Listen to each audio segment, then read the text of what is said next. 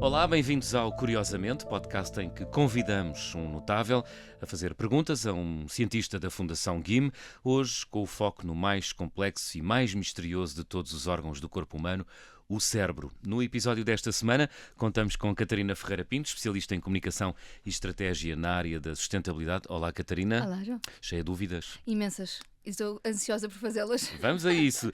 Catarina, como dizia neste episódio, ou no episódio desta semana, vamos falar do cérebro, mais concretamente do cancro no cérebro. É a nossa convidada Cláudia Faria, neurocirurgiã e head do Brain Cancer Dynamics and Therapy Translational Laboratory da Fundação GIM. Bem-vinda.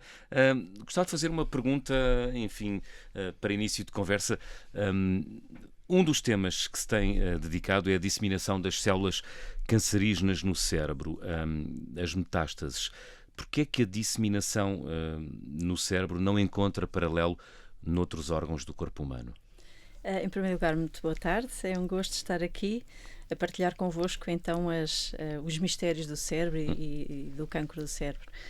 De facto, o cérebro e o sistema nervoso está isolado do resto do organismo por uma espécie de barreira que se chama barreira hematoencefálica e que, portanto, faz com que o cérebro e a medula estejam numa espécie de santuário, o que tem muitas vantagens porque nos protege de bactérias, tóxicos, mas depois dificulta de alguma forma que medicamentos que nós queremos que cheguem ao cérebro para tratar as doenças do cérebro tenham alguma dificuldade em lá chegar. E, portanto, os tumores no cérebro têm esta particularidade. O que é, notável, até fascinante neste processo da metastização é que uma célula tumoral de um cancro num órgão, que pode ser o pulmão, a mama, o cólon, a determinada altura sai do seu órgão-mãe, digamos assim, entra na corrente sanguínea e dirige-se ao cérebro. E depois de chegar, tem que atravessar essa barreira, quase com um muro, digamos assim, que é um conjunto de células muito apertadas. As células têm que atravessar essa barreira hematoencefálica, têm que se alojar no cérebro e depois têm que crescer nesse ambiente, sendo que o ambiente, o dito microambiente do cérebro, é muito diferente do órgão de onde veio. E, portanto, isto requer primeiro um conjunto de passos e depois um conjunto de adaptações ao longo do processo que a célula tumoral tem para se alojar no cérebro. Depois tem outra particularidade, e agora puxando um bocadinho aqui à minha área clínica, como neurocirurgiã, é que quando nós temos um nódulo ou um tumor a crescer no cérebro, o crânio é uma caixa fechada, tudo o que cresce lá provoca aumento da pressão e pode perturbar a função. E, portanto, outra das particularidades dos tumores no cérebro é que podem, nos pacientes, dar alterações muito particulares, que às vezes até podem ser confundidas com AVC, a alteração da fala, a alteração do andar, e, portanto, tem essas, particularidades, a disseminação para o cérebro, que é diferente de outros órgãos. Portanto, a ciência, a humanidade, não é? Conhece já o processo todo. O que é que permanece ainda por conhecer? Muita coisa, muita coisa. Portanto, nós sabemos que existem estes passos, o que não está totalmente esclarecido é o que é que desencadeia cada um deles. O que é que faz com que a célula saia do seu tumor original e entre na corrente sanguínea. Depois, quase como se tivesse um código postal, sabe que se vai alojar no cérebro e é muito interessante que alguns tumores nós sabemos que vão preferencialmente para o cérebro, como o pulmão, o cancro da pele, o melanoma, o cancro da mama e, portanto, esses mecanismos moleculares são um foco do estudo do meu laboratório, porque se nós percebermos o que é que desencadeia o processo, podemos tentar bloqueá-lo e então evitar que esse processo se desenvolva. Mas não é mais difícil, se há tanta esta barreira da entrada das metástases, não é, para o cérebro, não seria mais difícil para um cancro do pulmão ir fazer uma metástase noutro sítio qualquer?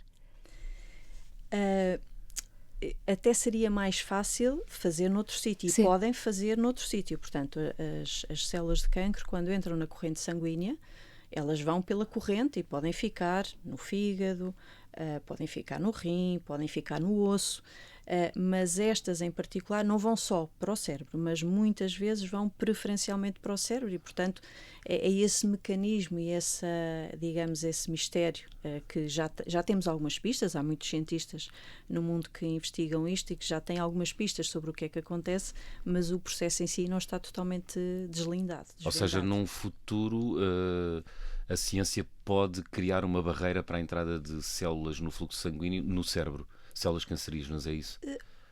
Poderá passar preferencialmente, por isso. sim. Ou então, se nós conseguirmos, nós temos um projeto muito interessante em curso em que as células, quando passam no sangue, podem deixar uma espécie de um sinal, uma pegada. Okay. Se nós conseguirmos identificar que elas lá estão, podemos, através de fármacos, medicamentos ou de outros tratamentos, eliminá-las e, portanto, aí não impedimos que a carta chegue ao seu destino. E, portanto, não é só uma porta fechada, não passa sequer pelo percurso do carteiro. Exatamente. Portanto, eu diria que há vários métodos de tratar as células ou de as eliminar e, portanto, pode ser ao longo do seu percurso. Muito bem. A Catarina tem aqui uma grande dúvida. Tenho uma dúvida existencial e há bocadinho ainda me assustei mais quando disse que podiam ser confundidos os sintomas com AVC, que é como é que detectamos que existe um cancro no cérebro, porque cada vez que eu tenho uma dor de cabeça acho, pronto, é agora, é a minha vez, chegou.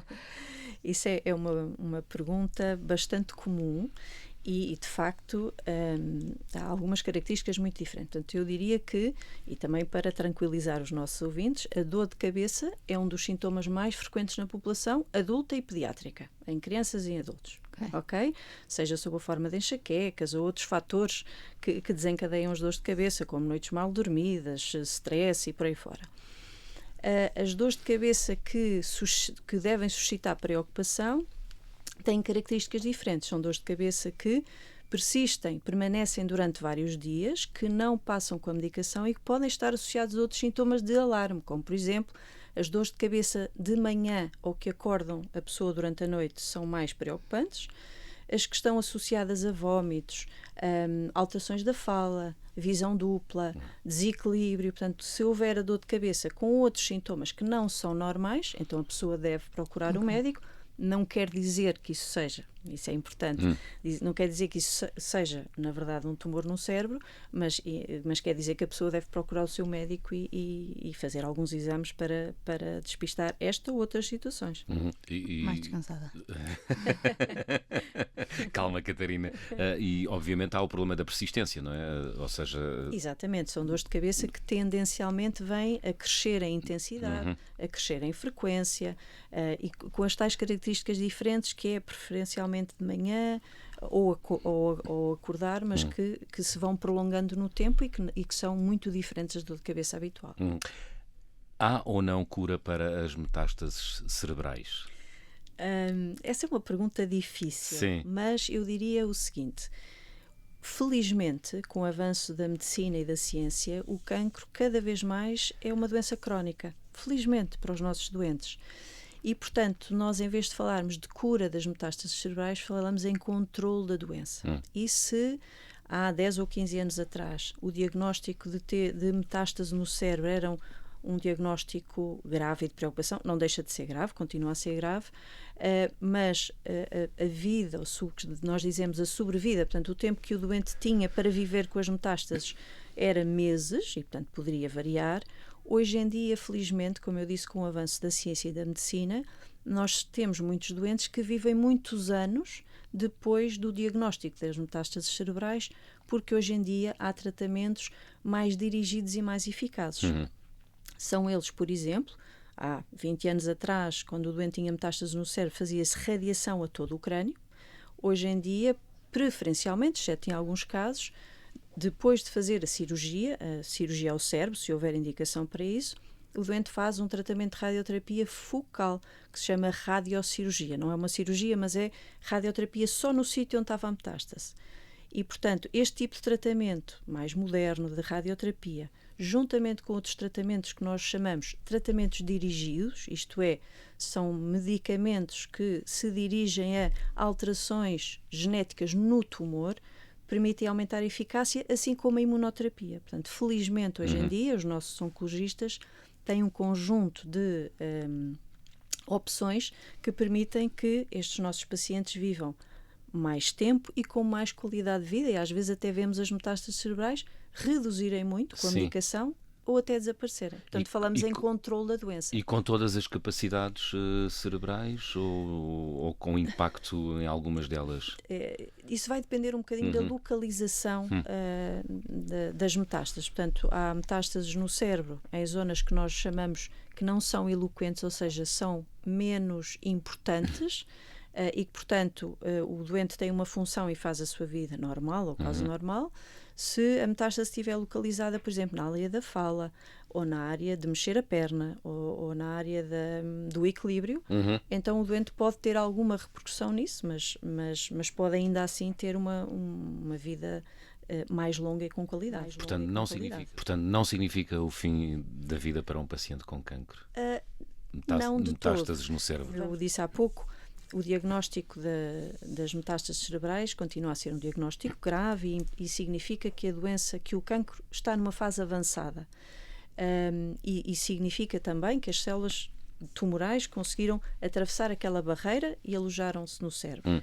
E, portanto, essa barreira hematoencefálica dificulta, ainda assim, a chegada de fármacos ao cérebro. Mas temos bastantes opções que fazem, que têm efeito, e isto principalmente no cancro do pulmão, no melanoma e um bocadinho no cancro da mama. Mas é natural que com o avanço da medicina e da ciência portanto, este tipo de tratamentos para as metástases cerebrais possa ser alargado a outro tipo de tumores. Muito bem. A Cláudia Faria faz investigação no âmbito do cancro do cérebro, digamos assim. A Catarina Ferreira Pinto tem aqui uma dúvida profunda Então, sobre a área investigação médica. É mais da responsabilidade social e ambiental, não é? E já percebi, fico muito mais descansada, que haja efetivamente hoje em dia uma qualidade de vida superior quando se encontram metástases no cérebro. A minha questão é, este tipo de investigação, acredito que para ser feita preciso de cérebros de pessoas vivas, eventualmente. Quais é que são os limites éticos que estão associados a este tipo de investigação? Não. Aí podemos descansar os nossos ouvintes, que nós não usamos os cérebros de pessoas para fazer investigação. Ok. Mas essa é uma pergunta que eu acho que é muito importante, e a resposta é todo o processo clínico e toda a investigação tem que estar assente em profundas bases éticas. Tudo. Eu dou o exemplo da investigação que faço. Na nossa investigação usamos muitas amostras biológicas dos pacientes. Porquê? Para responder a perguntas clínicas. Porquê é que este tumor não responde tão bem ao tratamento como o outro que é igual, que na aparência é igual? Porquê é que este doente tem uma doença disseminada e o outro não tem? Mas usam o quê? Pedacinhos de cérebro? Não é do cérebro, é do tumor. Portanto, nós, na cirurgia, nós removemos a massa tumoral. Okay? Portanto, isso tem vários objetivos. Um deles é aliviar a pressão dentro do cérebro e ajudar o doente a recuperar a sua função e a melhorar a sua vida. Mas também queremos para diagnóstico, ter a certeza do diagnóstico, de que é de facto uma metástase, aquele tumor primário. Uma espécie de biópsia. Sim, uma biópsia. Às vezes a biópsia muitas vezes é tirar um bocadinho, mas podemos tirar uma parte ou tirá-lo todo. E, portanto, esse material vai para a anatomia patológica. O que nós fazemos no âmbito da investigação do GIM nós temos um banco de tumores. O que é que isso significa? Nós temos um espaço no GIM, que se chama um biobanco, onde nós guardamos material biológico que é, por exemplo, nos tumores, estou a falar para os tumores, um bocadinho do tumor que nós operamos, que não faz falta para o diagnóstico, isso é muito importante, um bocadinho, uma amostra de sangue, uma amostra de líquido cefalorraquidiano, que é o líquido que banha o cérebro e que está na cirurgia, e todo esse material biológico nos pode ajudar a encontrar respostas para as nossas perguntas que nós precisamos de responder para ajudar os doentes. Portanto, nós não tiramos cérebro normal, isso eticamente não se pode fazer, mas há uma coisa muito interessante, que é, quando nós para a cirurgia temos que pedir o consentimento ao doente. Sim. Temos que explicar o que é que vai acontecer, quais são os riscos, quais são os benefícios, quanto tempo fica internado, e, portanto, nesse processo em que nós explicamos a cirurgia ao doente, no Serviço de Neurocirurgia do Hospital Santa Maria, onde eu trabalho, quando o doente é admitido para fazer a cirurgia, nós perguntamos se o doente voluntariamente quer fazer essa doação de material biológico para a ciência. E a maioria das pessoas responde como? Todas. Sim. Todas dizem que sim. Todas? Todas dizem que sim. Também querem ver a sua doença a melhorar e pessoas a não passar pelo mesmo. Exatamente. O que eu costumo dizer, acho que há coisas importantes. Primeiro é a cirurgia, não vou tirar mais nem menos por causa de fazer a investigação, portanto é um material que seria removido no âmbito da cirurgia, é voluntário e eu digo muitas vezes, os resultados da investigação neste seu bocadinho de tecido pode não ajudar a si especificamente, mas pode ajudar outras pessoas daqui a uns anos, 5, 10 anos. E eu também faço cirurgias em crianças com tumores e quando pergunto aos pais das crianças e às crianças já mais crescidas e a partir dos 12, 13, 14 anos, nunca tive, em muitos anos, nós começámos este banco de tumores em 2012, nunca ninguém disse que não, porque as pessoas compreendem que mesmo não ajudando a si naquele momento, pode ajudar outras pessoas no futuro. E, portanto, é este altruísmo que eu acho que é de enaltecer, porque, de facto, foi isso que permitiu, ao longo destes anos, os avanços da medicina e da ciência. Portanto, a ciência avança e descobre novos alvos terapêuticos e a medicina beneficia disso. Portanto, tem que ser uma a ajudar a outra. Qual é que é a grande dificuldade no desenvolvimento do seu trabalho enquanto investigadora? Há alguns desafios. Um deles é a heterogeneidade dos tumores. E, portanto, a ciência também já mostrou que, quando nós analisamos o tumor principal, às vezes as metástases, de onde ele vem, são diferentes do inicial. E, às vezes, 2 ou 3 metástases no cérebro podem ser diferentes entre elas. E, portanto, os tratamentos para uns e para outros devem ser diferenciados. E daí a importância de nós fazermos estudos moleculares avançados, porque permite-nos tratar de uma forma mais precisa e mais personalizada, se assim quisermos, cada tipo de tumor. Portanto, eu diria que isso é uma das, talvez, dos maiores desafios. O outro é, de facto, a barreira hematoencefálica, a dificuldade que às vezes temos de que os fármacos cheguem ao cérebro. Nesse sentido, aquele projeto que falei há pouco, o que nós queremos ver é se conseguimos encontrar um sinal no sangue, através de, chamam-se agora biópsias líquidas, isto é, uma amostra de sangue, uma amostra de soro, um bocadinho de líquido cefalorraquidiano, que pode informar-nos de como é que a doença está a evoluir.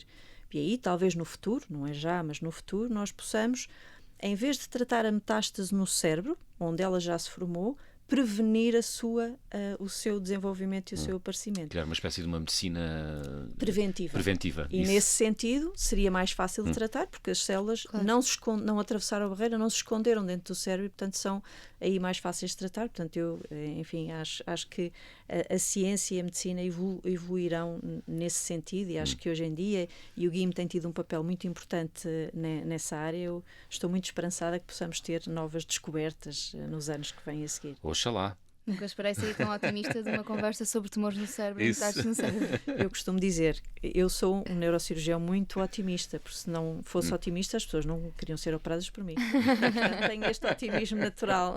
E faz bem. Cláudia Faria, muito obrigado, foi um gosto. Muito obrigado. Muito obrigada, foi um gosto. Obrigado também, Catarina Ferreira Pinto. Mais aliviada? Muito mais descansada, muito mais otimista. Obrigada, mesmo.